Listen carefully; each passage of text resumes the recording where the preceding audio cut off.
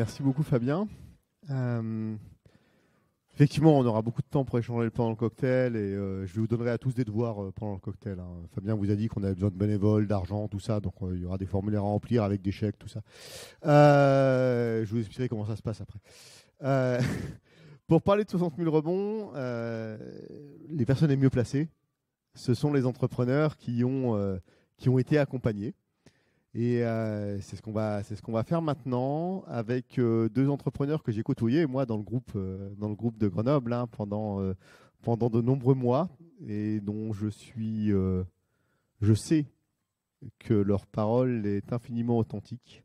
Et je vous demande donc de les accueillir avec des applaudissements et vous pouvez vous réjouir d'avance de ce que vous allez entendre, je n'en doute pas. Il s'agit de Marion Majou et de Vincent Rigaud, et c'est Sylvie Zog, qui est marraine à l'association, qui va animer la table ronde.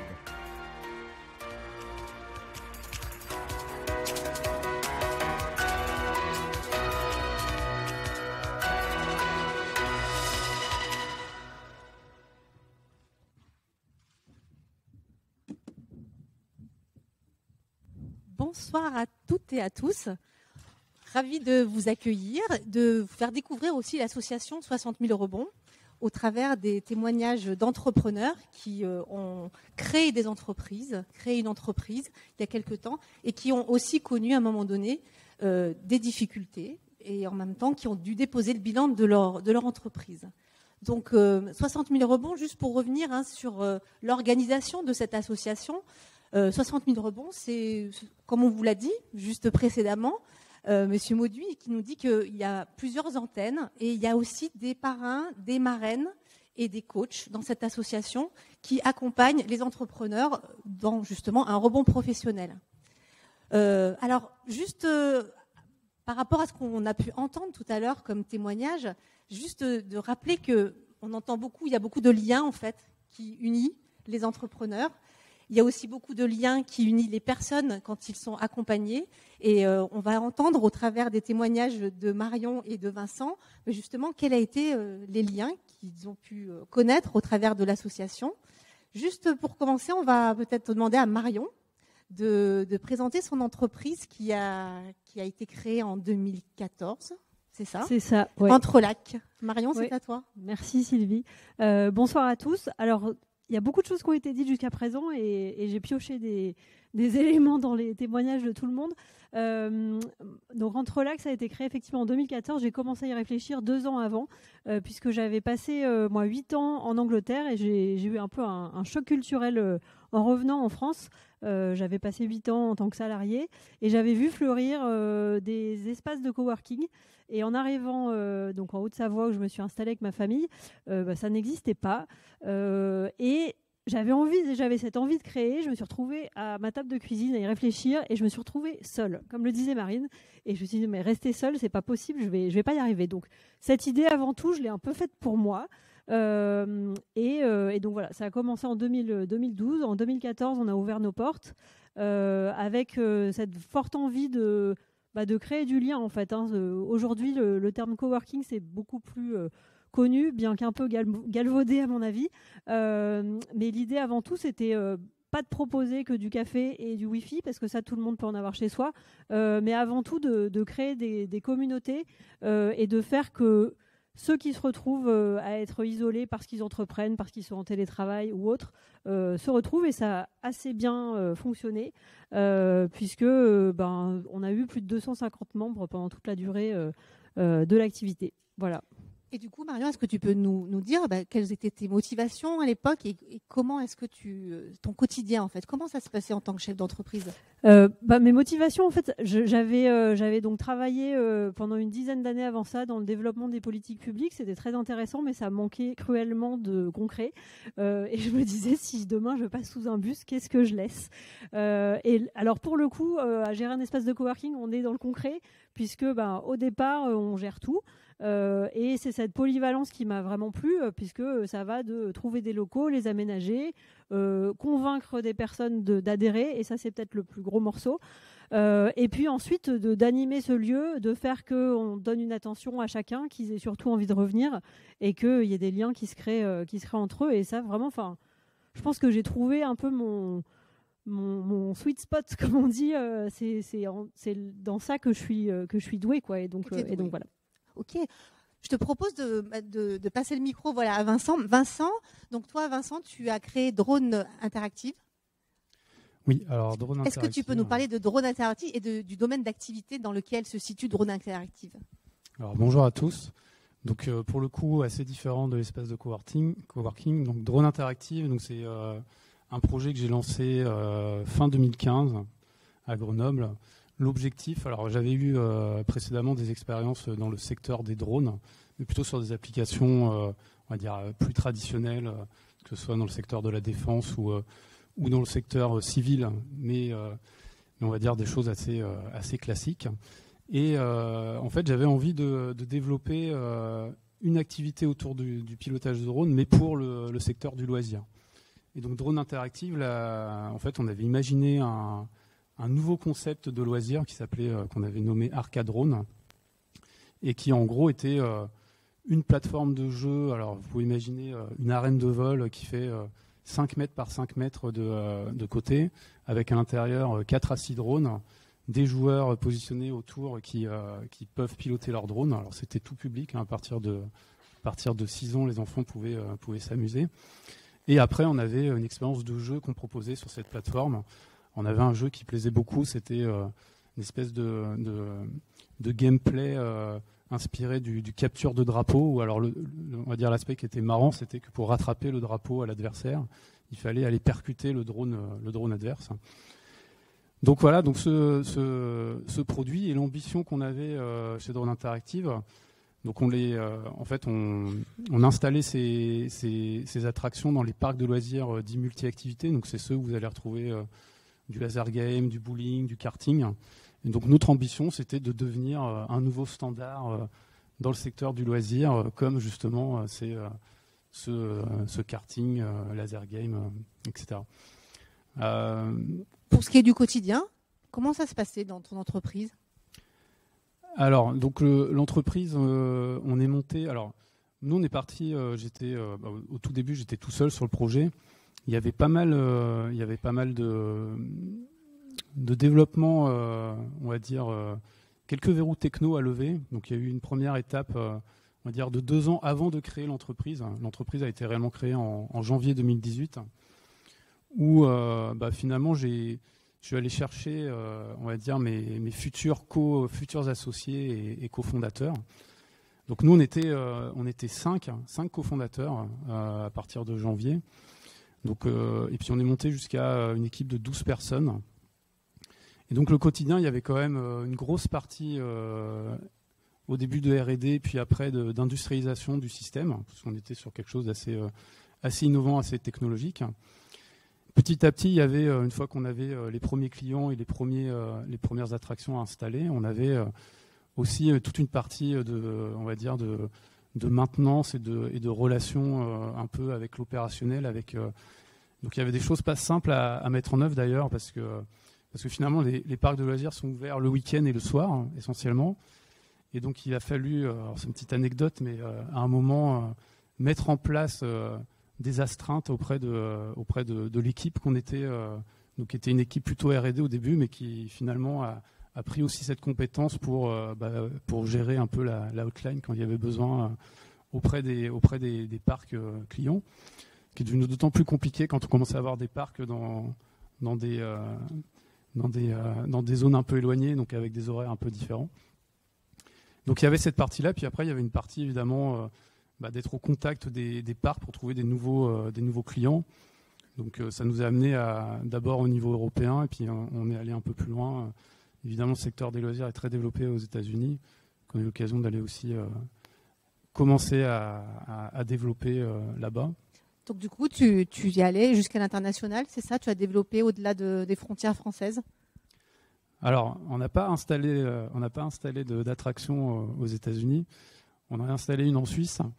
Donc c'est déjà, on a déjà goûté aux joies de l'export sur un système comme le nôtre. Hein. Il y avait quand même 2 tonnes de matériel. Donc pour aller en Suisse, on est déjà hors Union européenne. Donc on a découvert toutes ces joies. Mais on a surtout rencontré les acteurs aux États-Unis et malheureusement c'était une période où ça devenait déjà compliqué. Je pense qu'on va y arriver. Mais on va y arriver à cette période un peu plus compliquée. Ce qu'on entend, hein, c'est sûr, c'est que dans les témoignages de Marion et de Vincent, c'est au quotidien. Il y a beaucoup d'efforts qui sont fournis. On dépasse les limites. Je pense que là, Marion, tu peux peut-être aussi témoigner de quels sont justement les défis, les limites jusqu'auxquelles tu es allé en fait, que tu as pu dépasser.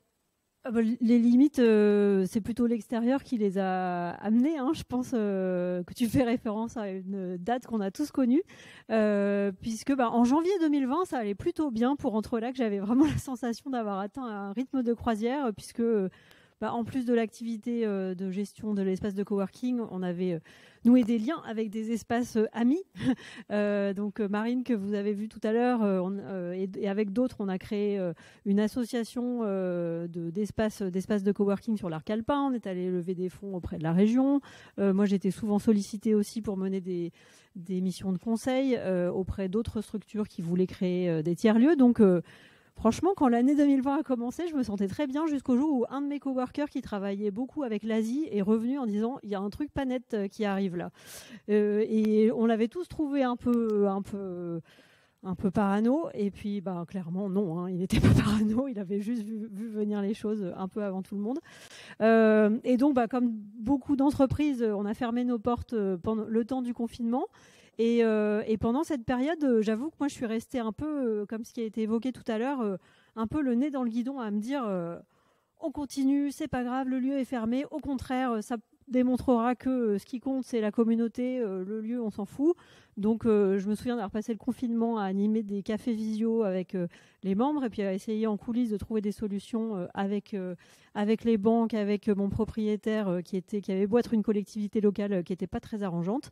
Et puis à rouvrir, moi j'avais l'impression d'être dans Breaking Bad parce que je me souviens d'être revenue la première fois à fabriquer du gel hydroalcoolique et à distribuer des masques à tout le monde. Et après on est rentré dans cette période que vous avez tous connue où de haut et de bas, où c'est bon, on ouvre, non, on referme, non, il y a des couvre-feux, donc les événements on peut oublier.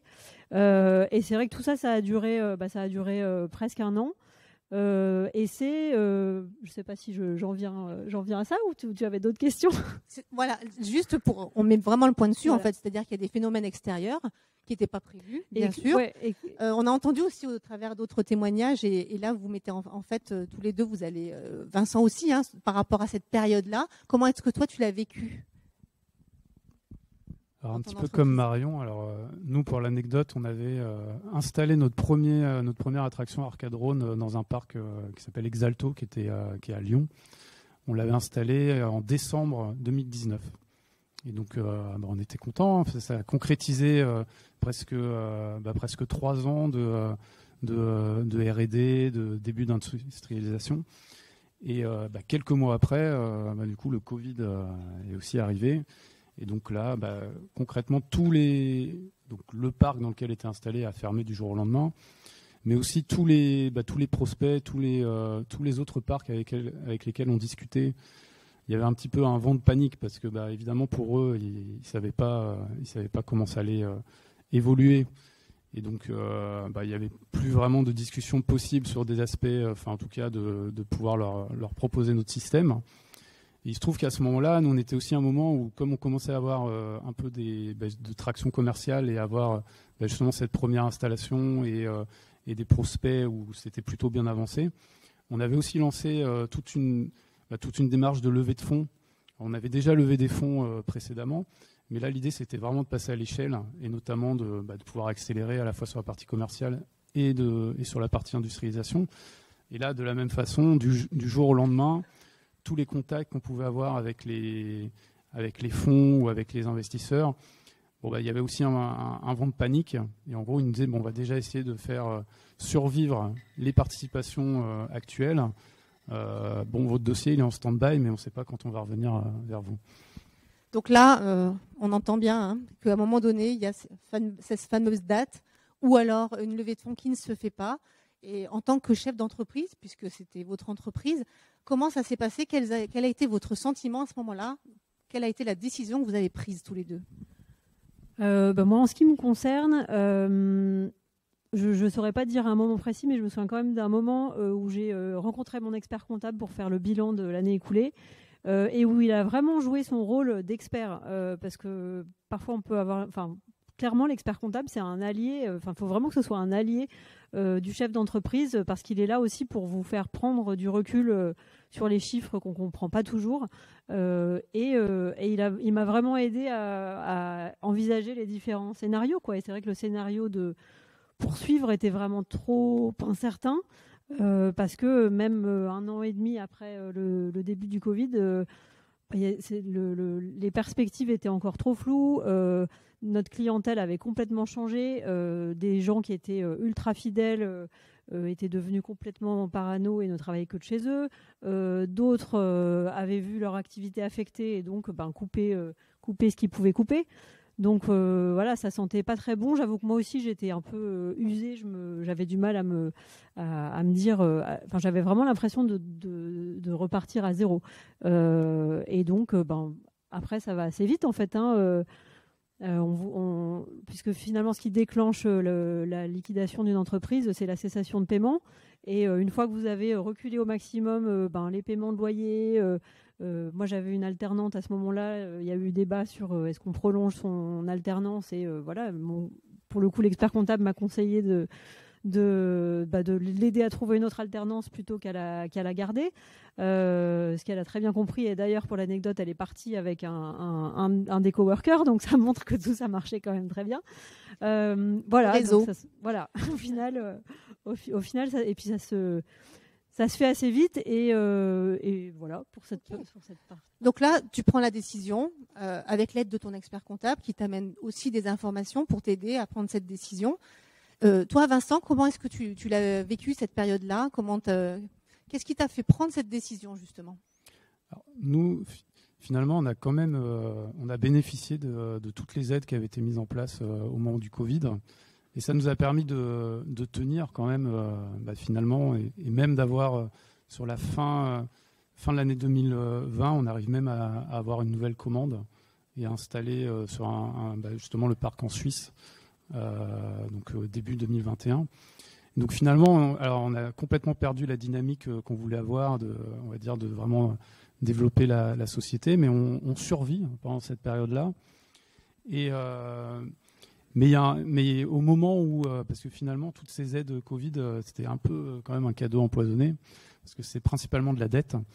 Et au moment où on veut vraiment quand même relever de l'argent et pour pouvoir réaccélérer, et en fait on se rend compte que on n'est plus vraiment, notre dossier n'est plus vraiment séduisant. Donc le moment qui est vraiment le moment de bascule sur Drone Interactive, c'est fin 2021 où finalement on refait une levée de fonds auprès de nos investisseurs historiques qui se passe d'ailleurs très bien parce que quasiment la plupart remettent et donc on est très content. On fait le closing de cette levée de fonds début décembre et là nos banques et BPI qui étaient censés suivre finalement nous annoncent qu'ils vont pas suivre. Alors je leur en veux pas parce que finalement quand on regarde avec le recul, il y avait des raisons très très pertinentes pour pas y aller, mais un peu comme ça a été dit plusieurs fois ce soir, on est à un moment où on veut pas, on a un peu du mal, on est la tête dans le guidon et peut-être qu'il y avait eu des signaux qui laissaient penser qu'il y aurait ce non, mais on a du mal à le voir. Merci à tous les deux de nous avoir dit justement à quel moment ça a été justement la prise de décision qui n'était pas forcément facile à prendre et en même temps qui vous a permis de passer à autre chose. Alors, vous avez déposé le bilan tous les deux de votre entreprise. Et ensuite, qu'est-ce qui s'est passé ? Comment est-ce que vous avez découvert déjà 60 000 rebonds, l'association ?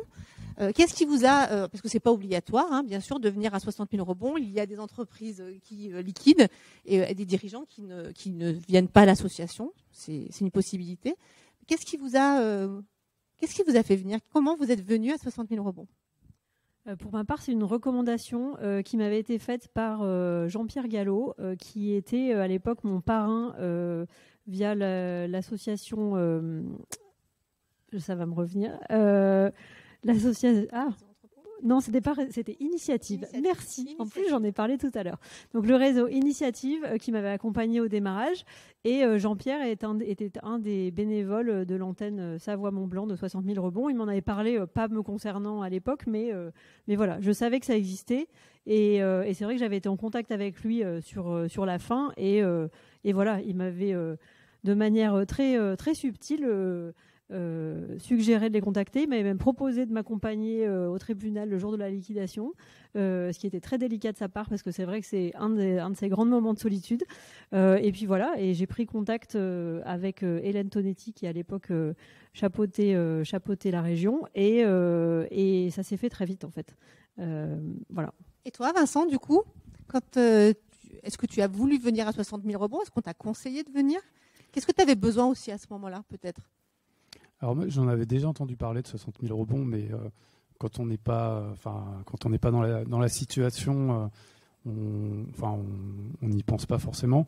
Après, moi, ce qui m'a vraiment été l'élément déclencheur, c'est que j'étais lauréat du réseau Entreprendre Isère, et au moment où ça commençait à être assez compliqué, j'avais pu échanger avec des dirigeants qui étaient aussi passés par cette phase-là, et eux clairement m'avaient vraiment poussé à aller sur 60 000 rebonds, et donc je l'ai fait assez rapidement, et du coup très content d'avoir toqué à cette porte.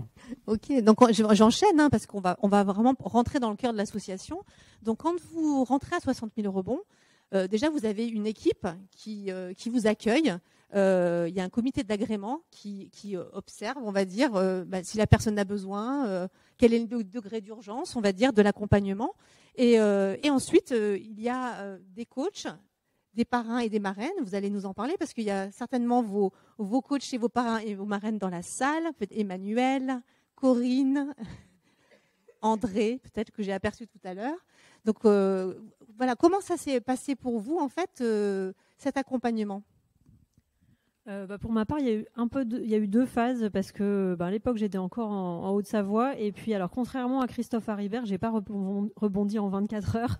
Ça a plus été une jachère d'1 an, on va dire, avec des moments où j'ai pu prendre quelques missions pour voilà, mettre du beurre dans les épinards, mais il m'a bien fallu ce temps-là pour rebondir avec une partie de l'année qui a été en Haute-Savoie, accompagnée par l'antenne Savoie-Mont-Blanc, plutôt avec ma coach Flora, qui accompagne plutôt sur l'aspect personnel, comment le dirigeant vit ce moment.